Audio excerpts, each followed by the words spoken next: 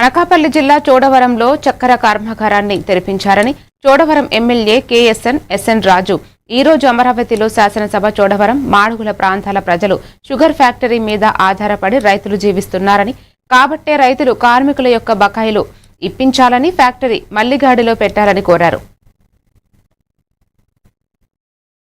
మొదటగా చెరుకు రైతులకి టన్నుకి 3,300 రూపాయలు మద్దతు ధర చెల్లిస్తారు అధ్యక్ష. కేంద్ర ప్రభుత్వ సూచన మేరకు ప్రాసెసింగ్ ఛార్జెస్ ఒక 1000 రూపాయలు అయితే 4,300 రూపాయలు ప్రొడక్ట్ కాస్ట్ అయితే మార్కెట్లో తక్కువగా 3,500 3,600కి మరి పంచదార అమ్మడం వల్ల సుమారు బస్తాకి 600-700 నష్టం రావడం వల్ల మా ఫ్యాక్టరీ మూతపడిపోయింది అధ్యక్ష.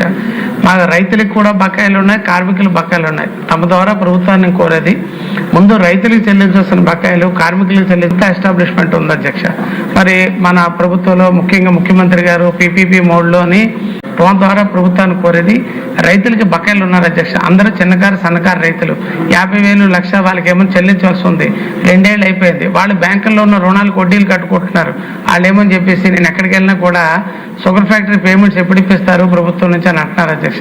తమ ద్వారా ప్రభుత్వాన్ని కోరేది రైతుల బకాయిలు కార్మికుల బకాయిలు చెల్లించి ఎవరైనా ఒక ఎంటర్ప్రెన్యూర్ తీసుకొచ్చి ఆప్కాప్ లోన్ ఇవన్నీ కూడా చెల్లించి ఫ్యాక్టరీని మళ్ళీ తెరిపిస్తే మా నియోజకవర్గంలో ఏ పరిశ్రమ లేవు అధ్యక్ష. ఉన్న